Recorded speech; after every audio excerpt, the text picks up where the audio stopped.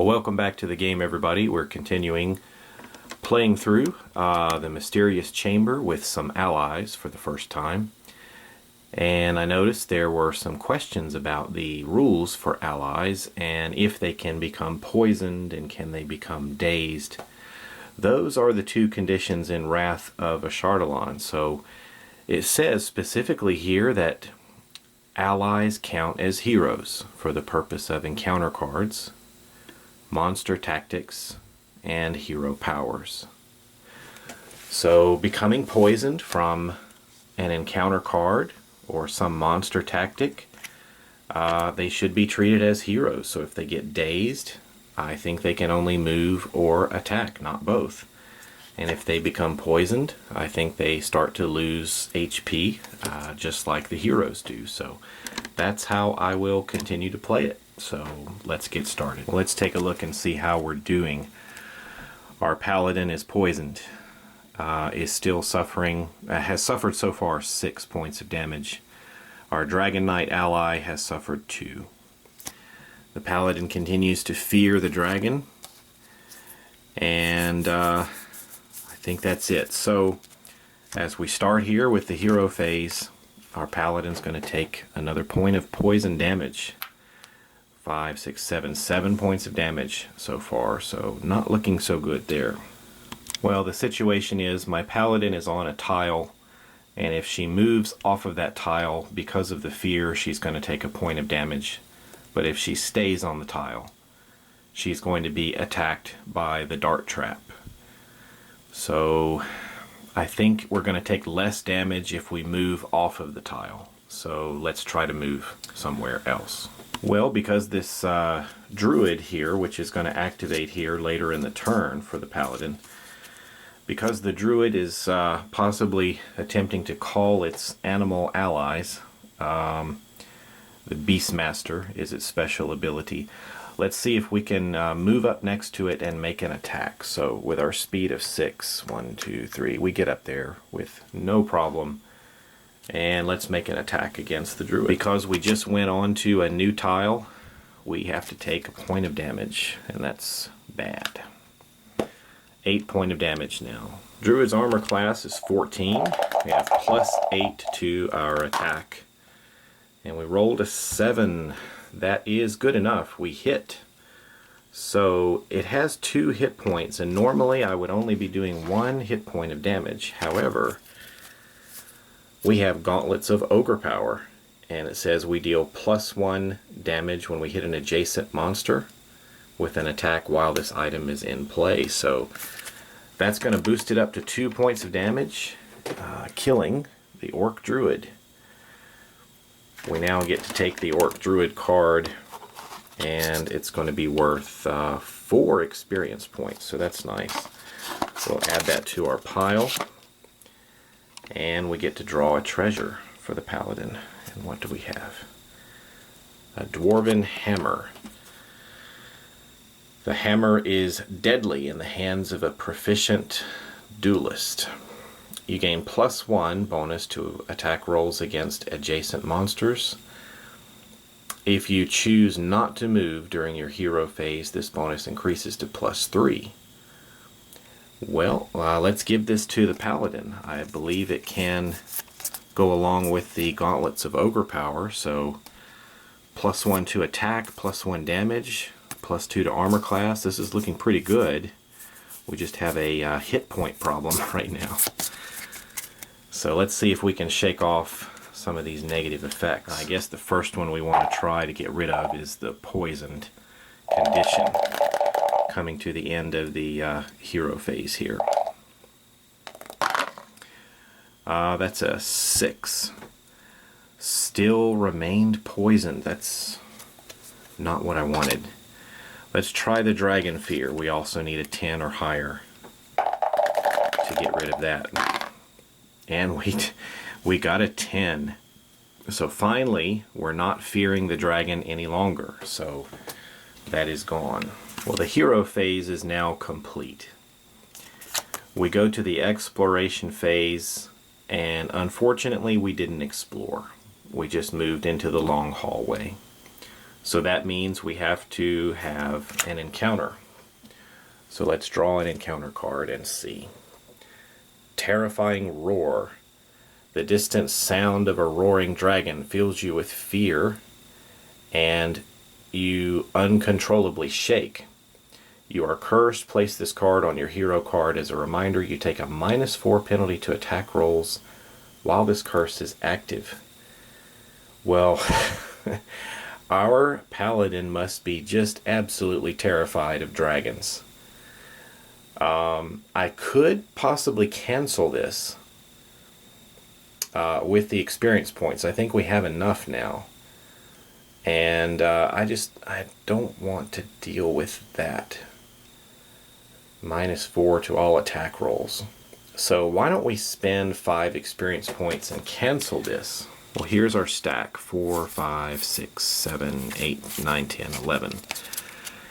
Well, let's spend 5 and we'll cancel that encounter card just so we don't have to deal with that and be continually beaten down by our fear of a dragon. So our paladin successfully cutting down a few foes along with the help of her friends and allies, has a confidence boost and is not so shaken by the dragon any longer. So we'll move on and go to the villain phase, activating the trap. The trap is now activated, but no one is there. And now we have to activate any monsters, but we don't have any since we just took out the druid. And the Dragon Knight ally. What would the Dragon Knight ally do? Well, if we just take a look here, it says it moves 1 tile towards the closest monster. And there are none. So that's going to do it. That's the end of the paladin's turn. Well, our wizard is still camping out in his lawn chair here down by the start tile. And can probably do so again. So moving the wizard eye, I think we can actually keep the wizard eye where it is and explore to the east here, right in this spot. So let's, for his hero phase, we're just going to use the wizard eye, and we're just going to jump right down to the exploration phase and draw a tile. It's a black one. So that's basically just going to be a little room there, isn't it? It's all blocked off by the black walls all around. The monster inside... I hate these guys. The monster inside are the Legion Devils, and I have to draw 3 of them. So let's put them into place. I don't remember exactly, but for any of you that watched my old videos, maybe my first playthrough of this game, it was actually one of the first videos on my channel. I think these Legion Devils killed my character the first time I ever played. I think they were the ones that brought Vistra, the dwarf fighter. I think they're the ones that killed her. But anyway, there they are. Let's move on and see what happens. We're moving now into the rest of the villain phase where we're going to have some activations going on. So I think our half-orc thug is going to go first. Alright, before we activate the ally, we need to process this encounter card. This happens at the beginning of the villain phase. And we've got an event, an attack. Fungal Bloom. An enormous puffball explodes, filling the air with poisonous spores. Great. Attack the active hero and each hero within 1 tile. +8 to the attack, dazed and poisoned. Well, unfortunately, that's going to hit, or potentially hit, all 3 of our people here on this tile.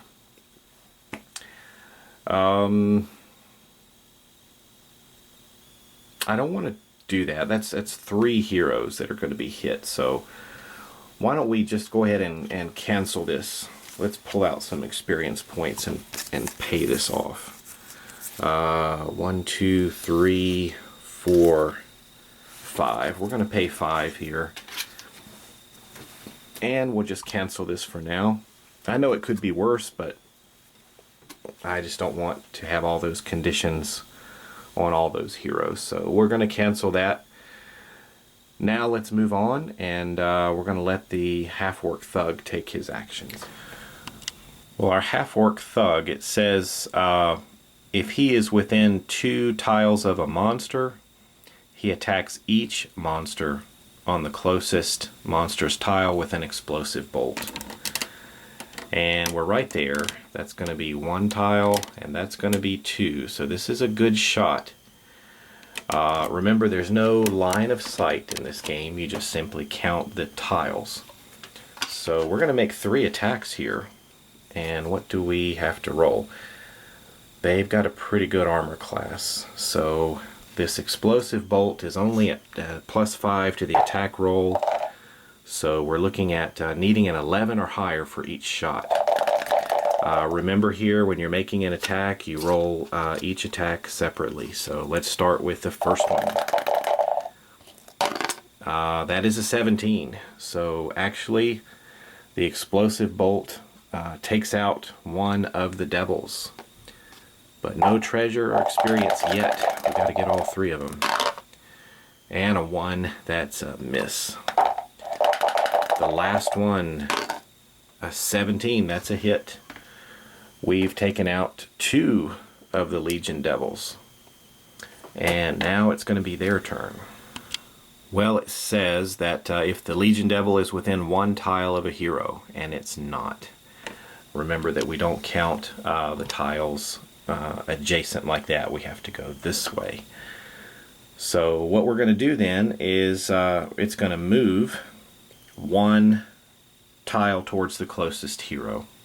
So we just take it off of here and put it on the scorch mark, and we see the lone Legion Devil coming to attack. Well, that looks like it's going to do it for this this part. Our paladin is getting close to the 10 hit points of damage. She's suffered 8, so she's going to take 1 more at the beginning of the next round. Everybody else is hanging in there, and I can certainly see that the allies are proving to be actually they're proving to be much better than I thought they would be. So this has been an interesting experiment so far. We'll keep going. So thanks for watching, and catch me for the next part coming soon.